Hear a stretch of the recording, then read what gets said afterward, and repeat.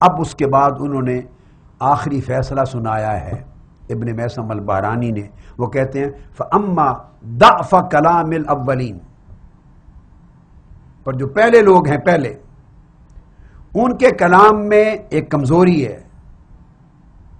وہ شیعہ لوگ جو دعویٰ کرتے ہیں کہ خطبہ شکشکیہ متواتراً مولا علی شیر خدا کا خطبہ ہے، کہتے ہیں وہ پہلا جو طبقہ ہے وہ کہتے ہیں ان کی بات میں کمزوری ہے، ان کی تحقیق غلط ہے، کمزور ہے۔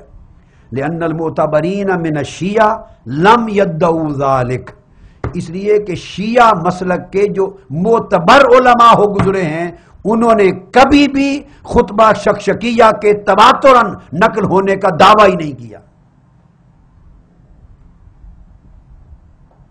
یہ رافضی مبالغہ آرائی کرنے والے انتہا پسندوں کا من گھڑت باتوں کے پیچھے لگ جانے والوں کا دعویٰ ہے۔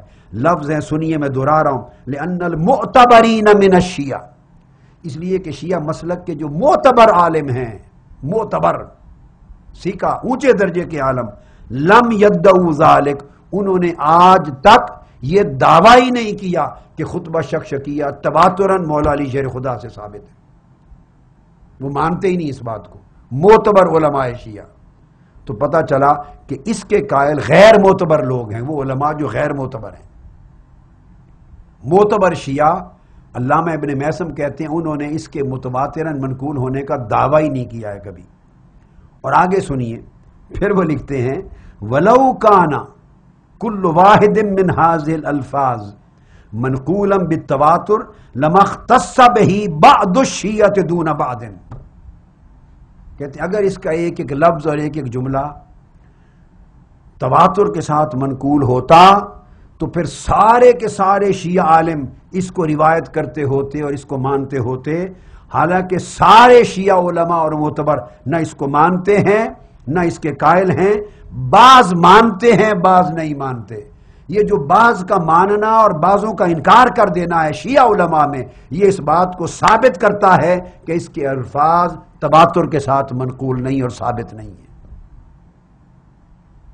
تو خطبہ شکشکیہ جو سب سے بڑی بنیاد تھی عقیدہ امامت اور خلافت کے بارے میں اور مولا علی شیر خدا کے خلاف معاذ اللہ ظلم اور حق تلفی کے تصور کے بارے میں، اس کی تو ساری بنیادیں ہی ختم کر دی علامہ ابن میثم البحرانی نے، اور بچا ہی کچھ نہیں۔ نہ صرف یہ کہ انہوں نے اس کا متنازع ہونا ثابت کر دیا کہ شیعہ حضرات کے اندر بھی یہ متنازع ہے، اور یہ بات تھی، یاد رکھ لیجئے 679 میں ان کی وفات ہوئی، تو یہ 6 7ویں ہجری میں یہ علم تھا، یہ تحقیق تھی۔ یہ 14ویں صدی میں جا کے زیادہ تحقیق آ گئی ہے ان لوگوں کے پاس، جن کے ذریعے ناج البلاغہ کی شرح پہنچی، جن کے ذریعے اس کا تواتر، اس کی روایت پہنچی، اور جن کی شرح پر 40 جلدوں کی تحقیق پر پورے علم شیعیت کا مدار ہے، وہ آج سے 700 سال 800 سال پہلے لکھ گئے کہ یہ شیعہ میں بھی اختلاف ہے، اور شیعہ کا اس پر اجماع اور اتفاق نہیں ہے خطبہ شکشکیہ پر۔ ایک جماعت شیعوں کی دعویٰ کرتی ہے، وہ بھی دعویٰ کرتی ہے کہ یہ اس کے الفاظ اور یہ خطبہ متواتراً منقول ہے، اور وہ جو دعویٰ کرنے والے افراط پر ہیں، زیادتی کرتے ہیں، چونکہ اگر یہ ان کا متواتراً منقول ہوتا اور صحت ہوتی اس میں تواتر ہوتا تو کم سے کم سارا مسلک شیعہ اور جمیع معتبر علماء روایت کرتے۔ معتبر علماء تو اس کو مانتے ہی نہیں ہیں، یہ بیان کر رہے ہیں۔ شیعہ کے معتبر علماء اس کے تواتر کے قائل ہی نہیں ہیں، بعض مانتے ہیں غیر معتبر اور بعض نہیں مانتے، جو معتبر ہیں وہ نہیں مانتے۔ کہتے ہیں چونکہ اتنا بڑا اختلاف ہے اور خاص طور پہ معتبر علماء اس کے تواتر کے قائل نہیں ہیں، صحت کے تواتر کے قائل نہیں، اس لیے اس خطبے پر اجماع نہیں ہو سکتا اور اسے قطعی دلیل کے طور پہ پیش نہیں کیا جا سکتا۔ یہ تو اس کی حقیقت اسی شرح نہج البلاغہ سے ہی کھول کے سامنے آ گئی۔ اب حق تو یہ ہے کہ اس قول کے بعد گنجائش ہی نہیں رہتی اس خطبہ شکشکیہ پہ مزید گفتگو کی، مگر میں کچھ چیزیں ضرور عرض کر دینا چاہتا ہوں، چونکہ بات ہوئی نہج البلاغہ کی۔ اب اس نہج البلاغہ میں جو خطبہ شکشکیہ ہے، اس کی سب سے پہلے آپ اسانید کو بھی لے لیں۔ یہ خطبہ شکشکیہ کی جو اسانید ہیں اب اس کو بھی لوں، چونکہ میں نے عرض کیا کہ علم الجرح و تعدیل کے اعتبار سے بھی میں چاہوں گا کہ حق ادا کیا جائے، اس پر گفتگو کی جائے۔ اب آپ کو اندازہ ہوگا اس لیے تواتر کا انکار کیا علامہ ابن میثم نے کہ تواتر ثابت ہی نہیں ہے۔ شیعہ کی اپنی کسی کتاب سے تواتر ثابت نہیں ہے اس خطبہ کا۔ کوئی تواتر کا دعویٰ کرتا ہے تو ڈھکوسلا مارتا ہے، جیسے بغیر سند کے وہ ہر بات مانتے ہیں اور کرتے رہتے ہیں 24 گھنٹے، اس طرح ڈھکوسلا مارتا ہے۔ تواتر ثابت ہی نہیں، ابن میثم کی تحقیق۔ اور وہ خود بیان کرتے ہیں، وہ کہتے ہیں کہ میں نے یہ خطبہ، اب ثابت کیسے ہوا؟ وہ کہتے ہیں میں نے یہ خطبہ، یہ جو مدرسہ نظامیہ تھا ان کی لائبریری میں، ان کے خزانہ کتب میں کتاب الغارات کی جز ثانی کے طور پر میں نے اس کو دیکھا تھا، پڑھا ہوا تھا۔ ایک صاحب کہتے ہیں صفحہ 40 سید ابن طاؤس الحسنی نے اس کو بیان کیا ہے۔ اب آپ اندازہ کر لیجئے، وہ کہتے ہیں کہ میں نے کتاب الغارات کے عنوان سے اس کے جز ثانی میں یہ سیدنا علی شیر خدا کے حوالے سے موقع بیان کر کے اس خطبے کا تذکرہ میں نے مدرسہ نظامیہ عتیقہ جو تھا اس کے مخزن میں نے دیکھا تھا، یہ خطبہ پڑھا تھا۔ لو ایک تو یہ ثبوت ہے، سن لیں ذرا کس قسم کے مذہقہ کے ثبوتوں پر مدار قائم کیا ہے، اور اس کو دلیل بنا لیا ہے خلافت راشدہ کو رد کرنے کی، اور مولا علی شیر خدا کے خلاف معاذ اللہ خلافت کی حق تلفی اور ظلم کے عقیدے کو بڑھانے کی۔ اگر عقیدے اس طرح بنتے ہیں تو اللہ ہی معاف کر دے۔ اور پھر وہ بیان کرتے ہیں کہ اس کے اندر یہ روایت لکھی ہوئی تھی۔ اب کوئی پتہ نہیں وہ کس نے لکھا تھا وہ سید رضی ان کی ولادت سے پہلے تھے، یعنی سید مرتضیٰ الموسوی، مرتضیٰ جو سید شریف المرتضیٰ، اور ان کے بھائی سید رضی، یہ دو بھائی ہیں۔ کوئی کہتا ہے سید شریف المرتضیٰ نے جمع کیا، یہ بعض کہتے ہیں سید رضی نے جمع کیا۔ وہ کہتے ہیں دونوں بھائیوں کی ولادت سے پہلے میں نے اس مکتبہ میں مخزن میں دیکھا تھا مدرسہ نظامیہ کے۔ اب وہ کس کی کتابت تھی، کاتب کون تھا، کس نے لکھا، کچھ خبر نہیں ہے، بس مان لیا چونکہ مولا علی شیر خدا کا نام درج کر دیا اس میں، ان کا خطبہ ہے اور ہے خلفائے راشدین کے خلاف، تو اس سے بڑھ کے ماننے کی اور دلیل ہی کوئی نہیں۔ اور کیا دلیل ہونی چاہیے؟ مولا علی شیر خدا کا نام ہو اور خلفائے راشدین کے خلاف بات ہونی چاہیے، بس بلا دلیل ہی درست ہے، جائز ہے۔ یہ تصور بنا لیا گیا، اور انہوں نے بیان کیا کہ اس کو روایت کیا جو اس کے راوی ہیں، راوی اس میں لکھے ہوئے تھے۔ اس کے روات میں سے ایک تھے حسن بن علی الزعفرانی، دوسرے راوی تھے اس کے یعقوب بن جعفر بن سلیمان۔ میں نے دو راوی اس سند میں سے ابھی بیان کیے، اور سب سے پہلے راوی تھے محمد بن علی بن ماجی لویح، یہ پہلا راوی تھا محمد بن علی۔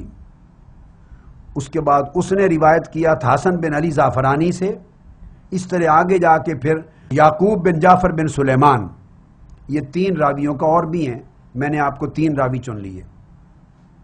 یہ روایت کرتے تھے، انہوں نے لکھا تھا کہ یہ مولا علی شیر خدا کا خطبہ ہے۔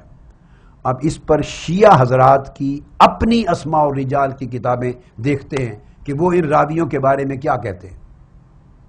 ایک تو خطبہ کسی کاتب کا لکھا ہوا مکتبہ مدرسہ نظامیہ میں پڑھا ہوا پایا، یہ ثبوت ہو گیا کہ مولا علی شیر خدا کا ہے۔ آپ دیکھتے آئیے پھر راویوں کے جو نام لکھے ہوئے کس نے لکھ دیے، کس نے سند بنا دی، کوئی تحقیق نہیں ہے۔ مگر جو روایت اب تمام کتب شیعہ میں آ گئی، نہج البلاغہ میں روایت نہیں ہے درج سند، میں نے کلیئر کر دی، اس میں تو سند ہے ہی نہیں، یہ تو دوسری کتابوں میں تذکرہ آتا ہے کہ اس خطبہ شکشکیہ کی سند۔ تو یہ جو محمد بن علی جو سب سے پہلے راوی تھے، اب اس پر شیخ صدوق جن کا حوالہ میں پیچھے دے چکا ہوں، جو چوتھی صدی ہجری کے جو عالم ہیں، چوتھی صدی ہجری کے شیخ صدوق، ان کی کتاب علل الشرائع جو پچھلی نشست میں کوٹ کر چکا ہوں کہ جنہوں نے سیدنا فاروق اعظم کے کسی زد و کوب اور سیدہ کائنات کے گھر پر حملہ کرنے کا ذکر پورے بیان علالت فاطمۃ الزہرا تا وفات فاطمۃ الزہرا میں نہیں کیا۔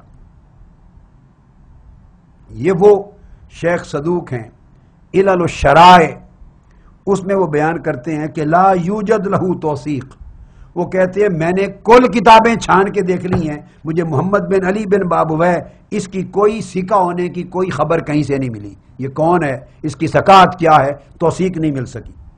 یہ بیان جلد اول صفحہ 150 ہے، یہ پہلے راوی ہیں اس خطبہ شکشکیہ کے۔ شیعہ اسماء الرجال کی کتاب شیخ صدوق کی علل الشرائع جلد اول صفحہ 150 کہتے ہیں لا یوجد لہ توثیق، ان کی ثقافت کا کوئی ثبوت نہیں مل سکا۔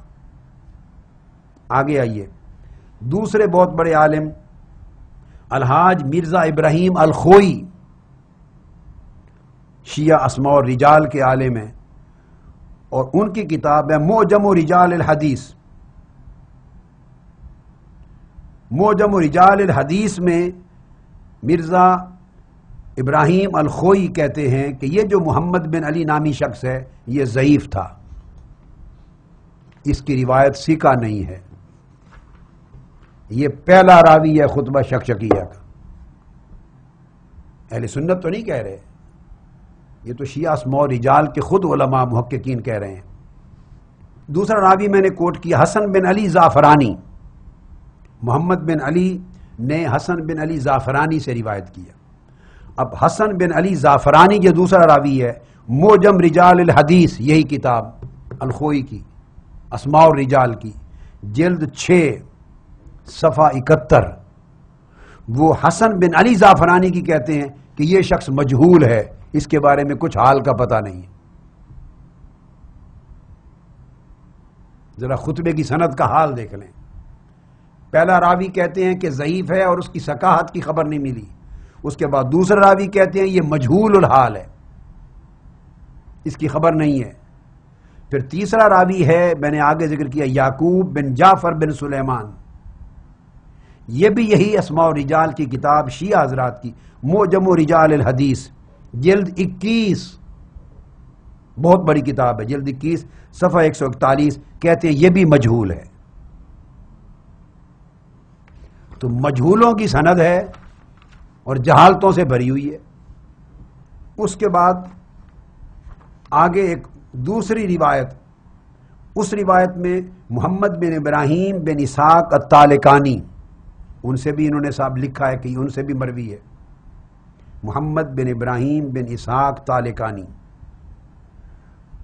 اور پھر آگے دوسرا راوی اس سند میں، دوسری سند میں یحییٰ بن عبد الحمید الحمانی، یہ اس سند میں دوسرا راوی ہے۔ اب ان کا حال سن لیجئے، دوسری سند کا بھی حال سن لیجئے۔ محمد بن ابراہیم بن اسحاق الطالقانی، اس پر پھر معجم رجال الحدیث میں درج ہے لا یوجد لہو توثیق، اس کے ثقہ ہونے کی بھی کوئی ثبوت نہیں ملا، یہ بھی ثقہ نہیں ہے۔ اور اسی طرح اس روایت میں یہ بیان کیا گیا ہے کہ تھا شیعہ، دلالت اس پر ہے کہ تھا یہ شیعہ، اور شیعہ بھی تھا اور اس کے ثقہ ہونے کا بھی ثبوت نہیں ہے۔